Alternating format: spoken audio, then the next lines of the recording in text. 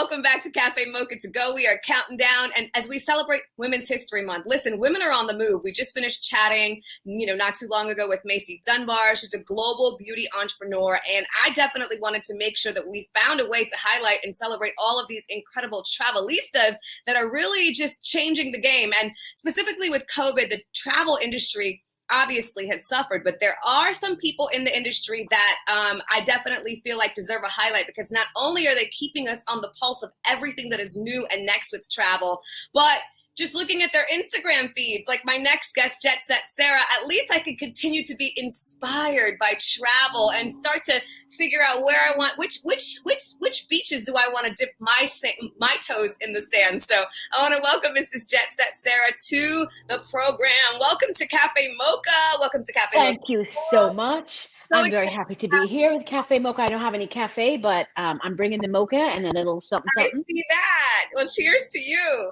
So, JetSetSarah, please let everybody know all about what you do, and let's just dive in. Let's talk travel with, of course, the Caravangelist is what she calls it. Okay, yes. So I am a travel writer and on-screen host. I specialize in the Caribbean. I call myself the Caravangelist because I feel like I'm spreading the gospel of the Caribbean and sharing it with the world. The gospel being that the Caribbean is so much more than just beaches and palm trees. It's an incredibly diverse region, so many different islands, different food, different landscape, different language. I want people to really understand how rich and diverse the region is. Listen, somebody said there was a pandemic going on. I don't know, because I see people just hopping on these planes and starting to hop back out. Can you tell us right now what's happening in travel, just in terms of trends and what you're seeing? Yeah, definitely. So, the Caribbean is our close neighbor, and the Caribbean is one of the few places that Americans are welcome right now. I know if you have Instagram, you know that you look on your feed and every second person is in Mexico, or particularly Tulum, or in the Dominican Republic. Those destinations really stand out for me. They're getting a lot of traffic, not just because they have a great product at all price points, great hotels and villas, beautiful beaches, but also because Mexico and Dominican Republic are very different from the rest of the Caribbean in that they're not requiring you to have a COVID test as part of their entry requirements. Right. You may be tested randomly at the airport when you arrive, but you don't have to do that before you leave America to get into their countries, which is different from the rest of the Caribbean. And that brings me actually to one of the trends I want to talk to you about today, which is that the Caribbean is open, but if you're thinking you're going to do a spontaneous trip, right, like on Wednesday, you're going to be like, hey, let me fly to the Bahamas on Friday. Those days are over. Those days are over. Now you're going to have to start to plan, and you're going to have to plan because the Caribbean islands have very rightly put in stringent COVID requirements. You're going to have to get a test, and every country is different. Some want it 3 days beforehand, 5 days, 7 days, up to 10 days beforehand. But you're going to have to get a test. You're going to have to go online to that Caribbean Destinations Tourism Authority and do an online application. And it's only when you're approved and you have your paperwork that you can turn up at the airport and get on a plane. So we're definitely seeing the death of the spontaneous trip. We're now looking at planned trips. It definitely would not be too offbeat to say that experiential trips and luxury all-inclusives are definitely going to be on the rise, because now, just like you said, if I'm going to the Caribbean now and I haven't been in over a year, I want to get the most out of that destination from the moment that I land to, let's just talk about Jamaica. I want to stop and have all the festival, and I want to stop and have, the jerk chicken at Scotchy's before I even get to the hotel. Absolutely. Right? And it's going to be people are staying there, and we're definitely seeing, here's what's happening. Because we haven't been able to travel for the last year, we've realized that nothing is certain. People are, we're seeing the death of the bucket trip. There are no more bucket list trips. Right. People are doing their big trips now as soon as they can. In fact, particularly with older travelers, we're seeing something called a silver wave, where those people over 65 who have been vaccinated recently, have disposable income, had been putting off a trip, are now like, no, man, let me book now. And they're not booking the inside cabin on a cruise or going down the street. They're doing that big luxury trip. They're just saying, I don't know if I'm going to be able to do this again or when I can do this. Let me make the most of it now. And I think you will see that not just with older people who have just been vaccinated, but as everyone else get vaccinated, I think people will be looking at doing the big trip now rather than waiting.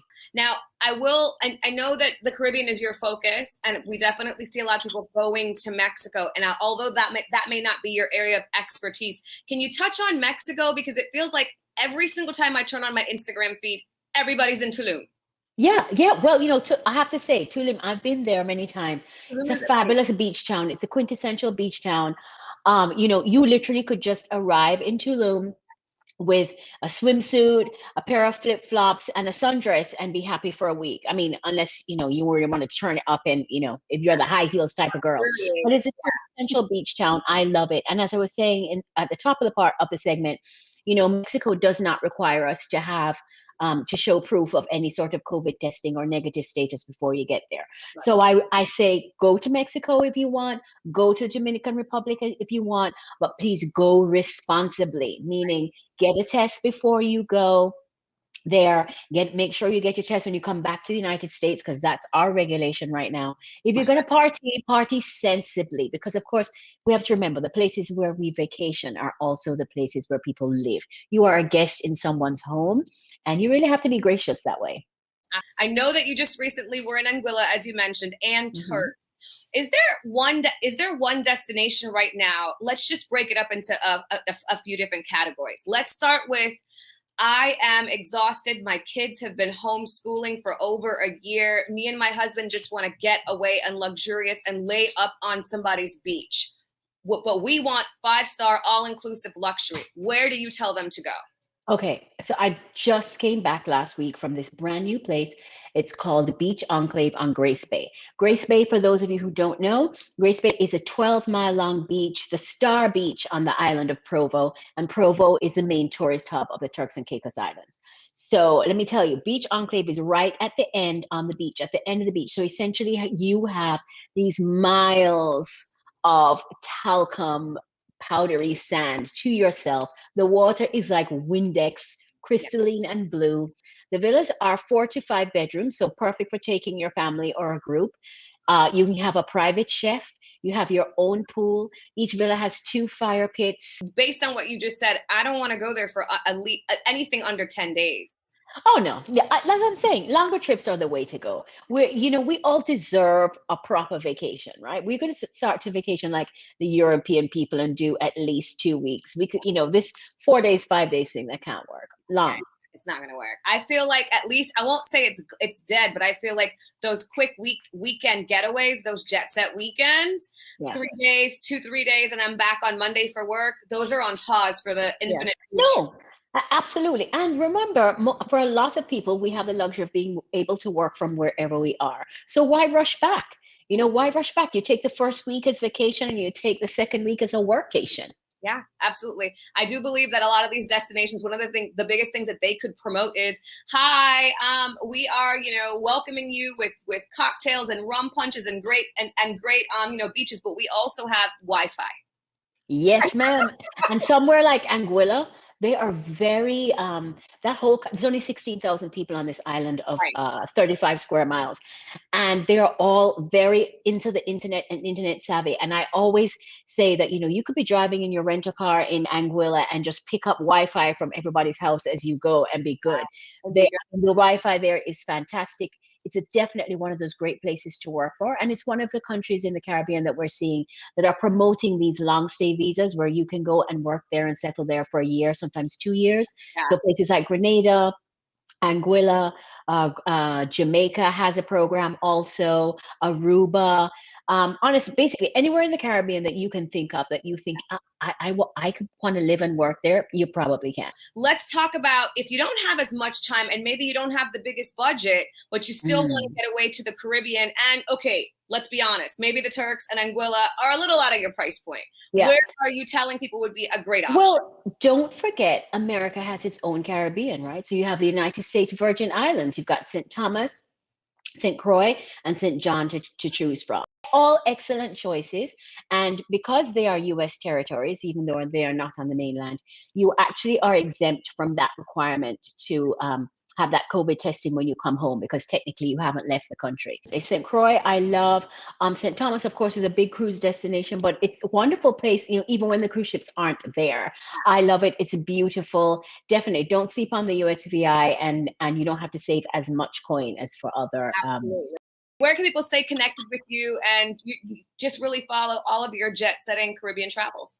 It's very easy. I'm JetSetSarah everywhere. So JetSetSarah.com. I'm JetSetSarah on Instagram. I'm JetSetSarah on Twitter. Just look me up. Just don't leave out the H.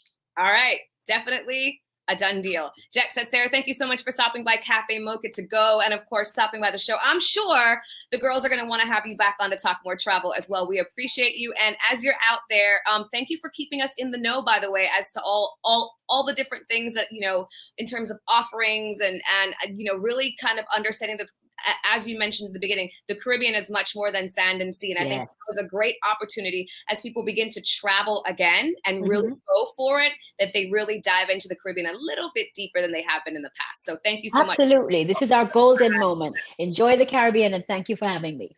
Absolutely. Of course, we want to make sure and thank our partner Seagrams, who's premiering their brand new Seagrams Escapes. It's going to be a long